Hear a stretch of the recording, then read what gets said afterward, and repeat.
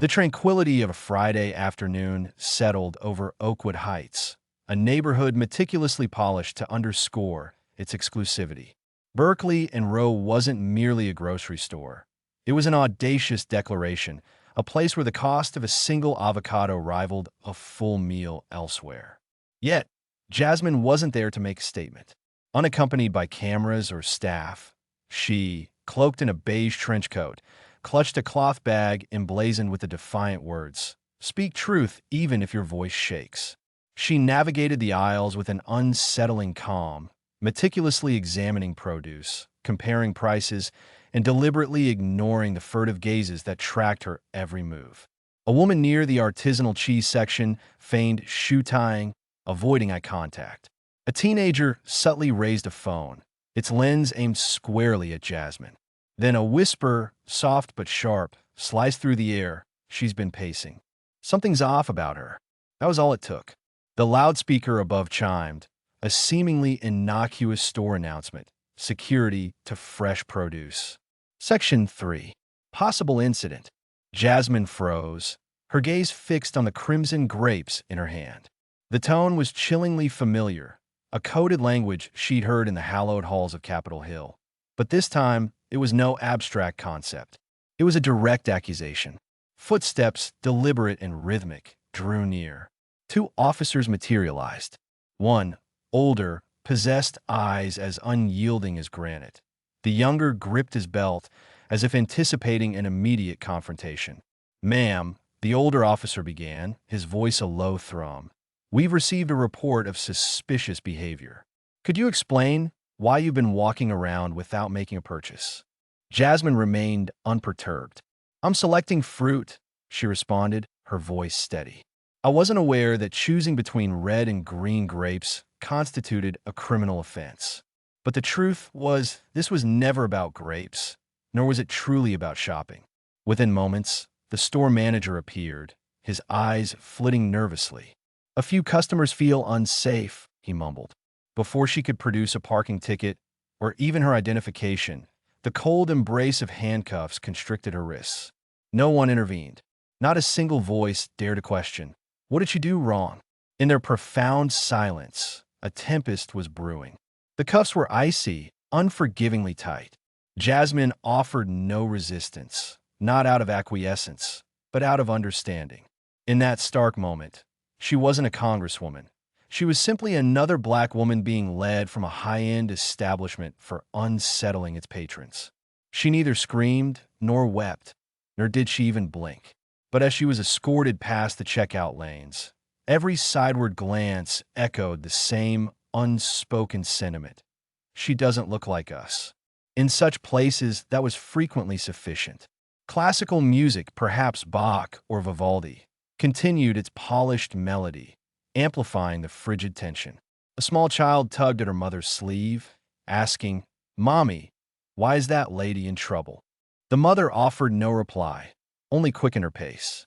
The officers remained silent as they escorted Jasmine outside, their unspoken assumptions and authority palpable. As they neared the patrol car, Jasmine caught sight of something that momentarily stole her breath. Near the exit stood a young man in a white t-shirt and baseball cap, phone in hand, recording. Jordan, a 21-year-old journalism student, had come to Berkeley and Row for almond milk. Now, he stood transfixed, witnessing a woman in cuffs who had raised neither her voice nor caused any disturbance. She had merely lingered too long in the wrong aisle. He'd overheard the manager's hushed complaint, observed the officer's conspiratorial nods. He didn't know her identity yet, but he instinctively recognized the injustice unfolding before him. So he pressed record. "Excuse me, sir," an employee called from across the lobby.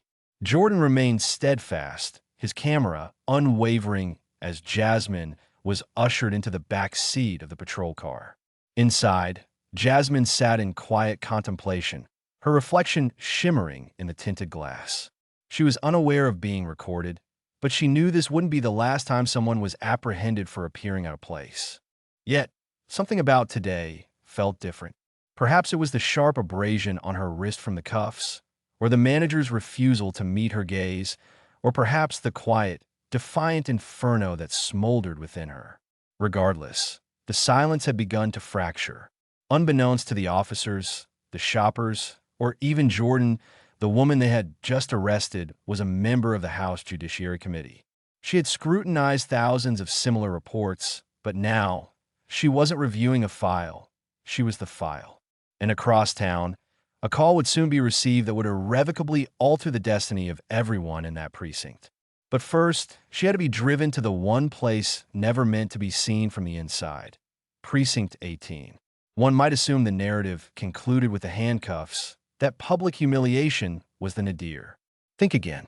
For what transpired next unfolded not before an audience of shoppers, nor was it live-streamed. It happened in the hushed back rooms of a police station, beyond the reach of prying eyes. This was the true abode of injustice, not in the arrest itself, but in the labyrinthine paperwork. And tonight, Jasmine walked directly into its heart. The squad car glided to a halt without sirens, no flashing lights, no blaring announcements, just the quiet hum of a system utterly confident in its own secrecy. Jasmine stepped out, her wrists still bound. Before her stood Precinct 18, a structure she had encountered in countless oversight memos, never once imagining she would enter its doors as a suspect. Immediately, she noticed the first glaring anomaly. The body cameras were off. The small red lights that should have pulsed on the officers' uniforms were dark, deliberately so. Inside, fluorescent lights flickered erratically. Paint peeled from the walls. The air, thick with the scent of stale coffee and bleach, failed to mask the pervasive odor of cover-ups. No one offered a greeting, nor were her rights reiterated.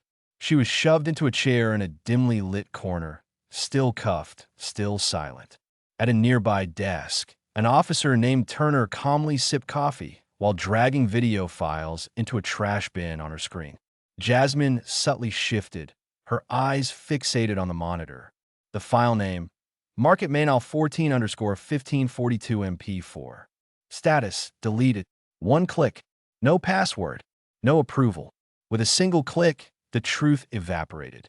But Jasmine wasn't merely observing. She was committing every detail to memory. Every name badge, every timestamp, the aroma of Turner's coffee, the label on the screen, the distinct sound of Mitchell's voice in the hallway, muttering into his phone. She was loitering, aggressive. Nobody knows who she is yet. The report, she knew, would reach Judge Whitaker by morning. Judge Whitaker, the very man Jasmine had rigorously questioned in a congressional hearing 6 months prior concerning the suppression of civil suits related to police misconduct. This was no coincidence. It was meticulously orchestrated. The longer she sat in that chair, the clearer it became. Precinct 18 wasn't dysfunctional. It was alarmingly efficient, a well-oiled machine designed to transmute innocent individuals into incriminating paperwork. Officer Harris strolled by, a draft report clutched in his hand. Jasmine caught a glimpse of the header. Subject, unknown black female. Charge, suspicious behavior. Action, force applied. She neither screamed nor demanded an attorney, for she didn't need to, not yet. In 30 minutes, she had already gathered more evidence than most investigators amassed in months. All she needed now was one opportunity to expose it. What they failed to comprehend was that the woman they had shackled, sidelined, and attempted to erase was poised to dismantle the entire precinct from within the system. The desk phone, an antiquated beige plastic with a slight crack, was unlocked, carelessly abandoned by the woman who had just purged the final piece of evidence. The room was hushed, the cameras still dark. Mitchell had stepped into the hallway. Harris was nowhere to be seen. Turner had left to refill her coffee. This was the opening, the sole chance. Jasmine leaned forward, wrists still cuffed, and reached for the receiver with both hands. Her fingers flew across the dial pad. *9. Then, the Federal Emergency Line Code. She knew it by heart. She helped craft it. The line rang once, twice, then, hello. A voice she hadn't heard in weeks, yet one she trusted implicitly. Jeremiah, it's me. Silence, then a shift. His voice deepened, taking on that calm, razor-sharp edge Jasmine had only ever heard in Senate hearings. Where are you? Are you safe? Precinct 18, she whispered. They don't know who I am. They've already wiped the footage. The reports are fake. Whitaker and Kensington are in on it. On the other end, Jeremiah, the U.S. Attorney General, rose from his desk in Washington, D.C. The storm had arrived, but this time it had a name and a direct link to the inside. I'm coming, he declared, every word as rigid as steel. I want all files, civil complaints, body cam logs, arrest records. Activate the bureau tonight. Jasmine hung up, calm, still cuffed. But now everything had fundamentally changed. Precinct 18 was no longer operating in the shadows. The highest legal authority in the nation had just turned its unwavering gaze directly upon it. At precisely 6:03 a.m., the streets remained hushed. Coffee shops were barely stirring, school buses just beginning their routes. But in front of Precinct 18, silence yielded to a furious tempest. A convoy of 17 black SUVs halted in flawless formation. 30 federal agents in tactical gear emerged, swift, focused, and utterly unstoppable. No warning, no shouting, just federal authority descending like a hammer. Inside, Brad Mitchell had just completed signing the fabricated incident report. He barely looked up before two agents seized him from behind. You're under arrest for obstruction of justice, falsifying evidence, and unlawful detention. Slam! His face collided with the floor before his brain could process the events. Down hall, Officer Harris froze. He dropped his coffee, attempted to speak, but a firm hand twisted his wrist backward, pinning him to the wall. Turner was next. She was deleting another file when an agent yanked the keyboard away. You're done, the agent stated. And everything you erased? We're retrieving it. Upstairs, Chief Callahan observed the unfolding chaos on the hallway monitor. His mouth went dry. He reached for the phone, but by the time he opened his door, two agents stood waiting. Sir, you're coming with us. And then, the steel door creaked open, and Jasmine, still in the same beige trench coat, stepped into the hallway. No cuffs, no guards, just a profound silence. The agent stood shoulder to shoulder on both sides, not as a barrier, but as a silent tribute. She walked through them slowly, devoid of rage or pride, propelled by an unwavering purpose. Everyone who had once ignored her now watched in awe, for she was not merely a survivor of Precinct 18. She was its reckoning. The courtroom was packed by 5 a.m. Journalists, civil rights leaders, senators, all awaited the same thing: Jasmine's testimony.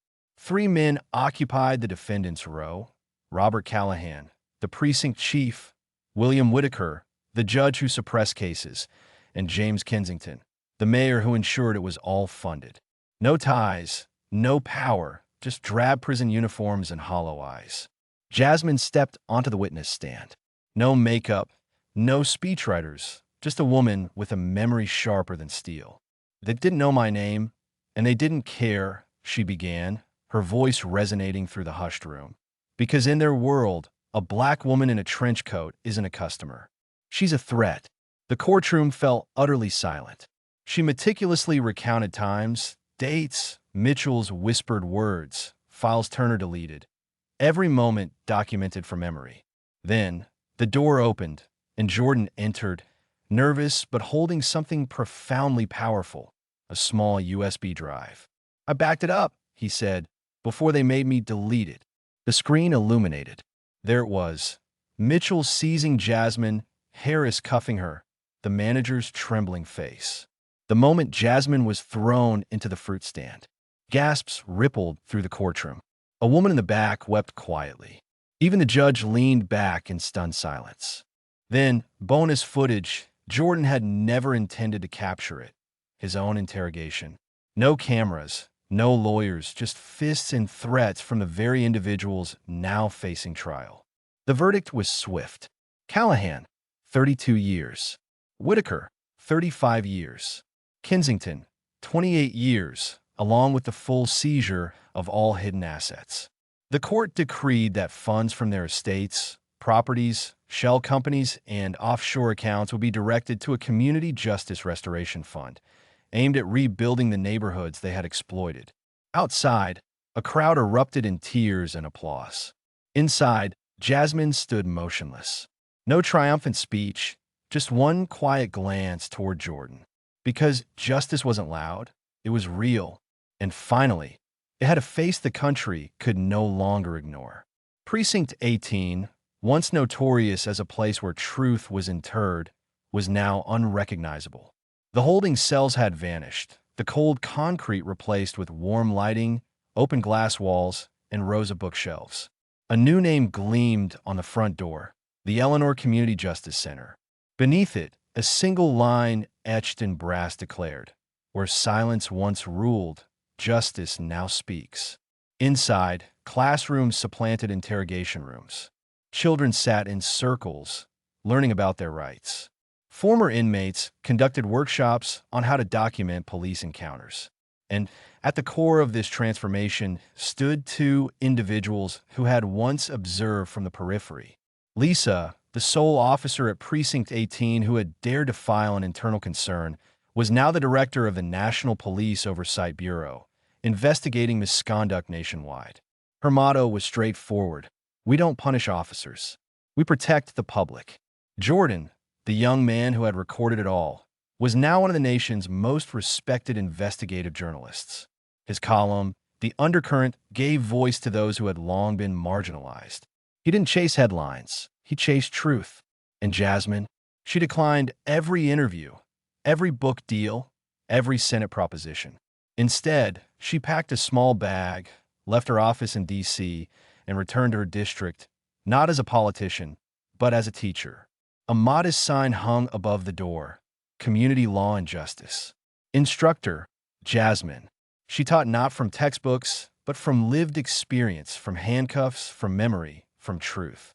And each week, as she stood before a classroom of young people, she would pose one question: when power gets quiet, who will still speak? Justice didn't require a stage. It needed someone brave enough to remain and build what came after the verdict. And Jasmine did precisely that. She never raised her voice, never needed a podium. And yet, Jasmine stood taller than any title ever could. "I didn't come to lead from above," she once confided to a student. "I came to stand beside you, so no one could ever silence you again." In the end, she didn't seek remembrance, but she was remembered, not with statues, but in classrooms, in murals, in the quiet nods of people who finally felt seen. Her legacy didn't scream, it whispered where it truly mattered. In the voice of a teenager who dared to film, in the courage of a detective who finally spoke the truth, in the steady hand of a teacher inscribing "Know Your Rights" on a dusty whiteboard. Jasmine taught us that sometimes the most potent act isn't fighting back. It's remembering and refusing to forget. If this story resonated with you, if you believe truth possesses power, even when whispered, then remember this: you don't need a badge or a title. You just need to be the one who won't look away, because that is where justice truly begins.